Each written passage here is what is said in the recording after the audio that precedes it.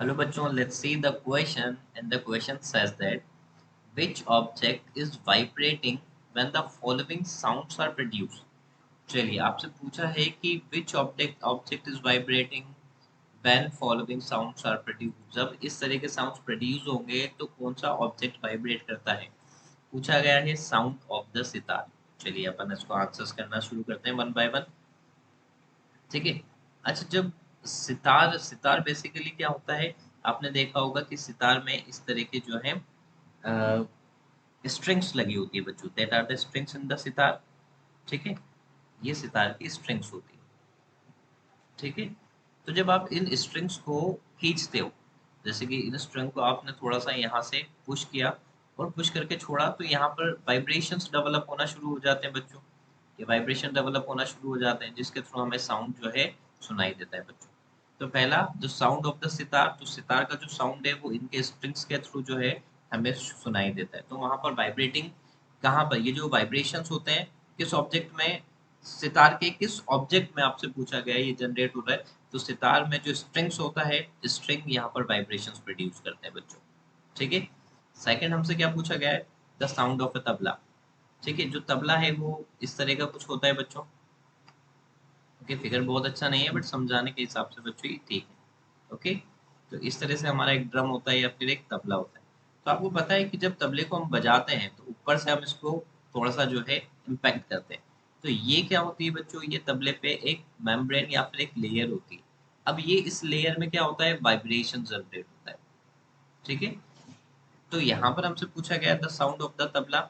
तो जब तबले को हम इम्पैक्ट करते हैं तो जो उसका लेयर है, ठीक है, ये जो लेयर है यहाँ पर, ये लेयर क्या होता है बच्चों, लेयर बोल सकते हो, मेम्ब्रेन बोल सकते हो, ये लेयर वाइब्रेट होना शुरू कर देता है. ठीक है. चलिए तीसरा, the sound of A tuning fork. तो थर्ड हमसे पूछा गया ट्यूनिंग फोर्क. तो ट्यूनिंग फोर्क इस तरह का इंस्ट्रूमेंट होता है बच्चों. बेसिकली प्रैक्टिकल लैब्स में ये आपको दिखाई देगा. ठीक है. तो साउंड प्रोड्यूस करते हैं लैब में इससे. तो ट्यूनिंग फोर्क जो होता है बच्चों, इसके ये जो दोनों पॉइंट्स हैं इसको हम बोलते हैं प्रोंग्स. तो ये प्रोंग्स को जब हम टच करते हैं, टकराते हैं किसी भी चीज से, तो यहाँ पर क्या होता है, वाइब्रेशन जनरेट करना शुरू कर देते हैं. ठीक है. तो यहाँ पर वाइब्रेशन जनरेट होता है इन प्रोंग्स के थ्रू. ठीक है. ये आपका सी वाला पॉइंट था. चलिए डी की बात करते हैं यहाँ पर. डी यानी कि जो फोर्थ है, फोर्थ हमसे क्या पूछा गया, द बिजलिंग ऑफ बी और अ मॉस्किटो. ठीक है, जो मॉस्किटोज वगैरह होते हैं, आपको पता है ये मॉस्किटोज में यहाँ पर इनके पास क्या होता है बेटा, ये होते हैं इनके विंग्स. ठीक है. तो जब ये उड़ते हैं तो इनके विंग्स क्या करते हैं बच्चों, बहुत जल्दी जल्दी ये है ना, क्या होते हैं, हिलते हैं. इनके विंग्स बहुत जल्दी जल्दी फ्लाई करते हैं. तो ये विंग्स के बीच में क्या होता है बच्चों, यहाँ पर एक तरह का वाइब्रेशंस डेवलप होना शुरू हो जाता है. तो ये वाइब्रेशंस ही बेसिकली वहां पर साउंड प्रोड्यूस करते हैं. ठीक है.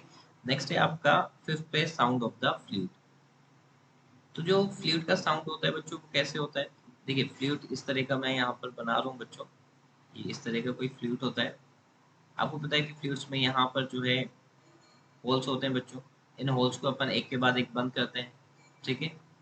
और इस तरह से जो है यहाँ से साउंड क्रिएट होता है. ठीक है, यहाँ से हम क्या करते हैं, एयर को पुश करते हैं इसके अंदर. तो बेसिकली यहाँ पर साउंड ऑफ फ्लूट कैसे प्रोड्यूस होता है, तो यहाँ पर जो एयर कॉलम्स हैं, ठीक है, इन एयर कॉलम्स के थ्रू जब हम यहाँ से एयर को अंदर की तरफ कंप्रेस करते हैं तो एयर निकलती है और यहाँ पर आके वाइब्रेशंस क्रिएट करती है. वाइब्रेशन क्रिएट करती है सराउंडिंग्स में, जिसके कारण हमें क्या होता है बच्चों, साउंड ऑफ फ्लूट सुनाई देता है. ओके. सो हमने first, second, third, fourth and fifth पांचों आंसर्स आपके यहाँ पर कर दिए बच्चों. So I hope you understood it well. Best of luck. Thank you so much.